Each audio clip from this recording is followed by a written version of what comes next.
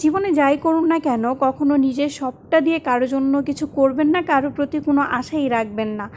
কারণ আপনি যাদের জন্য সব কিছু করতেছেন, একটা সময় এই মানুষগুলোই আপনাকে বলবে যে তাদের আপনাকে প্রয়োজন নেই। আপনি তাদের জন্য কি কি করছেন সেটা আসলে কোনো দিনও তারা স্বীকার করবে না। উল্টো তারা প্রমাণ করবে যে আপনাকে তাদের কোনো প্রয়োজন নেই, বা আপনি তাদের জন্য যা করছেন সেগুলো তাদের অধিকার ছিল। সর্বশেষ আপনাকে নিয়ে কেউ কখনো ভাববেই না, উল্টো আপনি নিজেই এগুলোর জন্য কষ্ট পাবেন। এই জন্য জীবনে কখনো কারোর জন্য নিজে সবটুকু দিয়ে করা উচিত না, আমি মনে করি। যাই হোক, আজকের ব্লগটাই আমি শুরু করে দিছি এত কঠিন কঠিন কথা দিয়ে। কি করব, বলতে ইচ্ছা হলো তো বলে ফেললাম।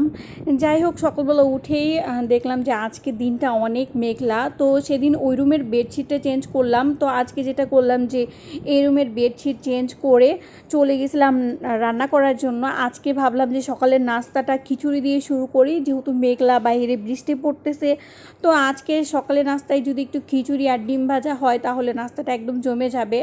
আর যেহেতু আজকে রাহিলের একটু ঠান্ডা লাগছে, ও কোচিংয়ে যেতে চাইতেছিল না, তো আমার হাতে অনেক বেশি সময় ছিল। তো ভাবলাম একটু খিচুড়ি রান্না করি, মা ছেলে মিলে সকালের নাস্তাটা খিচুড়ি দিয়ে করব। তো জানলা দিয়ে প্রচুর পরিমাণ বাতাস আসতেছিল, এই জন্য জানলা অফ করেই বেশিরভাগ সময়ই আমার রান্না করতে হয়। আর যারা আমার রেগুলার কন্টেন্ট দেখে তারা অবশ্যই জানে যে আমি একটা খিচুড়ি লাভার। বিরিয়ানি, কাচ্চির ভিড়ে আমি একজন খিচুড়ি লাভার। তো এখানে খিচুড়ির সাথে সকাল সকাল তো সেরকম কিছু রান্না করা হয়নি, একটা ডিম পোচ করে নিয়েছিলাম। আর আচার তো খিচুড়ি যখন রান্না করতেছিলাম তখনই দিয়ে মাখিয়ে নিয়েছিলাম। তো ডিম পোচ দিয়ে খিচুড়ি খেতেও কিন্তু মজা লাগে। মানে পেঁয়াজ মরিচ কেটে যে ডিম ভাজি করব সেই এনার্জিটা হইতেছিল না, এই জন্য শর্টকাট কোনো মতো ডিম পোচ দিয়েই আর কি মা ছেলে সকালে নাস্তাটা করছি খিচুড়ি দিয়ে। এরপর চলে গিয়েছিলাম দুপুরে রান্না করার জন্য। আজকে দুপুরে সেরকম কিছু রান্না করব না ভাবতেছিলাম, তারপরে দেখলাম যে আমার ছেলে আবার অত একটা খিচুড়ি খেতে পছন্দ করে না। আমি ভাবলাম যে দুপুরে হয়তো এই খিচুড়ি দিয়ে আমি চালিয়ে নিব, কিন্তু না, সে দুপুরে খিচুড়ি খাবে না। এরপর চলে গেছিলাম মানে দেখি যে কি রান্না করা যায়। তো আমার ছেলে আবার পাঙ্গাস মাছটা খুব বেশি পছন্দ করে, বলতে গেলে আমার বাসায় সবাই পছন্দ করে। তো পাঙ্গাস মাছ ভাবলাম যে একটু ভুনা করে ফেলি, আর গতকালের কিছু তরকারি আছে সেগুলো গরম করে নিব, হয়ে যাবে আজকে দুপুরে। তো এখানে আমি পাঙ্গাস মাছগুলো ফার্স্টে হালকা করে ভেজে নিছিলাম।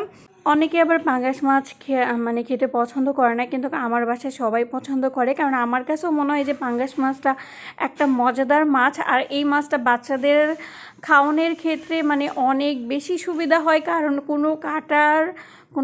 কাটা বাছার কোনো একটা ঝামেলা থাকে না, যেহেতু কাটা কম।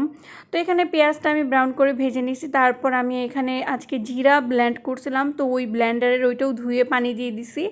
তারপরে এই যে হলুদ, মরিচের গুঁড়া, লবণ, মানে বাসায় যে ঘরোয়া মশলাগুলো থাকে সেগুলো দিয়ে এখন একটু মশলাগুলোকে কষিয়ে নিব। তারপর এখানে মাছটা দিয়ে মাছটাকেও আমি একটু কষিয়ে পানি অ্যাড। যেহেতু দুপুরের লাঞ্চটা আমি আর রাহিল মানে করি, সেক্ষেত্রে এখানে আমি 2 পিস মাছই রান্না করতেছি। আমার হাজব্যান্ড অফিসে লাঞ্চ করে, রাতে আবার আমার রান্না করতে হয়। তো বেশিরভাগ সময় দেখা যায় যে আমি দুপুরের লাঞ্চের মানে রেসিপিগুলো আপনাদের সাথে শেয়ার করি, কারণ রাতেরগুলো সেরকমভাবে শেয়ার করা হয় না। রাতে দেখা যায় যে অনেক তাড়াহুড়ার ভিতরে রান্না করি, আর রাতে দেখা যায় যে ক্যামেরা অন করলে না তরকারির কালার বা সব কিছু দিনের আলোতে যতটা পারফেক্ট দেখা যায়, মানে ক্যামেরার আলোতে মানে রাতে সেরকম পারফেক্ট আসে না, যার জন্য শেয়ার করা হয় না। আমার বেশিরভাগ ব্লগগুলাই থাকে দেখা যায় দুপুর পর্যন্ত। যাই হোক, এই যে দুপুরে ছেলেকে লাঞ্চ করাই দিলাম, ওকে মাঝে মাঝে একা খেতে দিই, মাঝে মাঝে খাওয়াই দিতে হয়। আর ঠান্ডা লাগলে তো একদমই রুচি চলে যায়। তো এখানে গতকালের লেফট ওভার ভাজি ছিল, আলু ভাজি, আলু আর মূলা একসাথে ভাজি করছিলাম সেটা ছিল, আর পেঁপে দিয়ে ডাল রান্নার ছিল। আজকে জাস্ট আমি এখানে পাঙ্গাস মাছটা ভুনা করছি। আর বিকালে না মোমো বানাইছিলাম, তো এই রেসিপিটা আমি আপনাদের সাথে শেয়ার করিনি, কারণ আমি মোমোর শেপটা সুন্দর করে দিতে পারি না। কোনো মতো বানাইছি আসলে, দেখতে সুন্দর না হলে কিন্তু খেতে অনেক বেশি মজা হয়েছিল।